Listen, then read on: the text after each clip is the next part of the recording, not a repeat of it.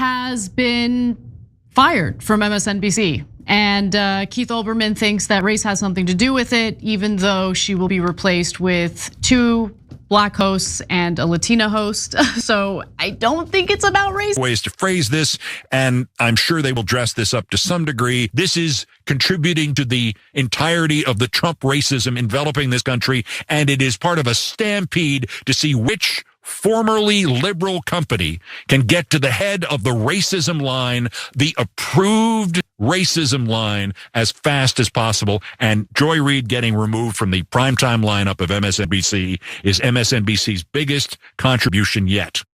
Joy Reid has been fired from MSNBC. And Keith Olbermann thinks that race has something to do with it, even though she will be replaced with 2 Black hosts and a Latina host. So I don't think it's about racism. Yeah, well, for some people who've lost their minds like Keith Olbermann, everything's about racism. Yeah. So although there is one thing that Joy Reid did that was positive, that might have actually been the issue. We'll get to that in a sec. Now, before we get to that, I should also note that Keith Olbermann is now pointing fingers at other MSNBC hosts and essentially demanding that they step down for Joy Reid's sake, and that includes Rachel Maddow, Lawrence O'Donnell, and Chris Hayes.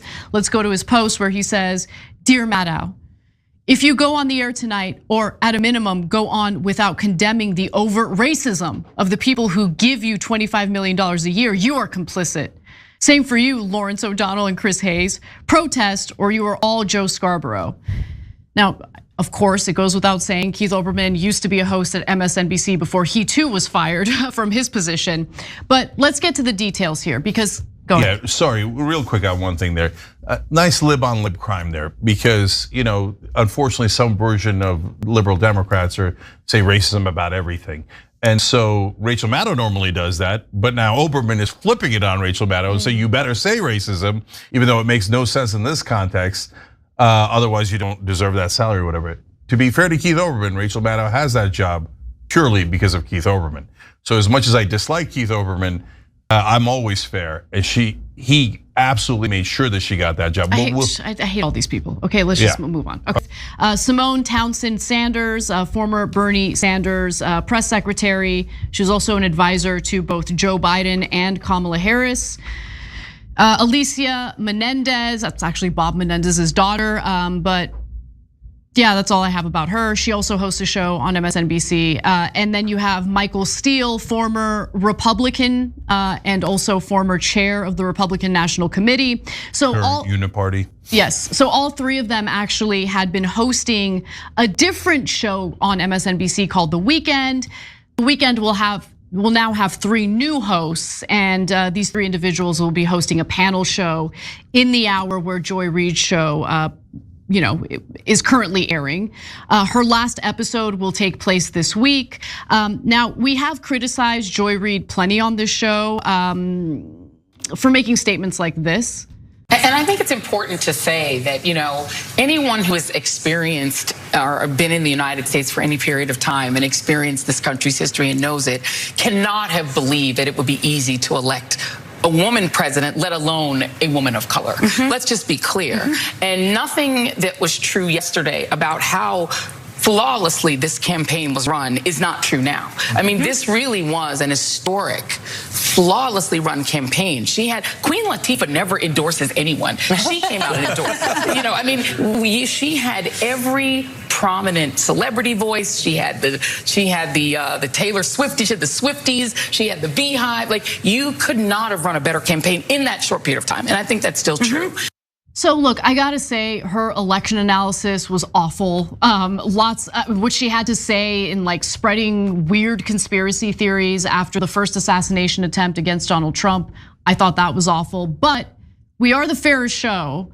And there were some examples of her doing commentary that I thought was actually pretty courageous, considering the, monotonous mainstream media narrative that's always pro-Israel while hiding the suffering of the Palestinian people. Joy Reid did excellent commentary on that issue, and I want to give you an example. You can't judge every Palestinian or every Muslim or every Arab based on what Hamas did any more than you could have judged every American by the fact that some Americans elected a religious extremist an religious extremist-backed wannabe autocrat, being for Palestinians' freedom and staying alive does not mean you love Hamas or support them. The Hamas attack killed an estimated 1,400 people, including children, according to Israeli authorities. MSNBC has now gotten rid of pretty much every host that has dared to speak out in favor of protecting Palestinian civilian lives. The other person who just got fired, what's the name of Alex that host? Wagner.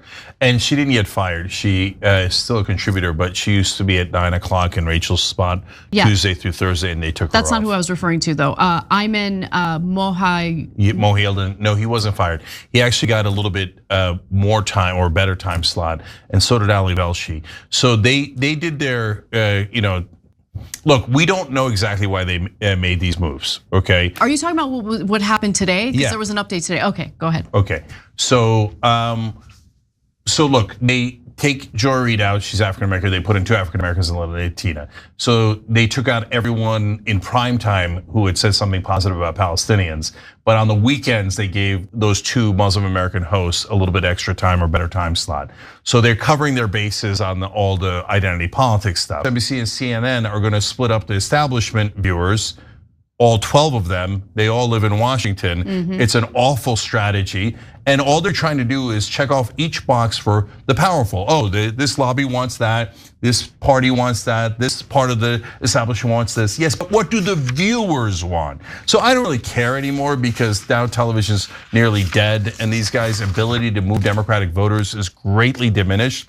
They were a giant propaganda machine that cost progressives and populists in every primary. They will never give populists a fair shake at MSNBC. Press describing Joy Reid as a progressive is absurd. No one was more pro-establishment than Joy Reid.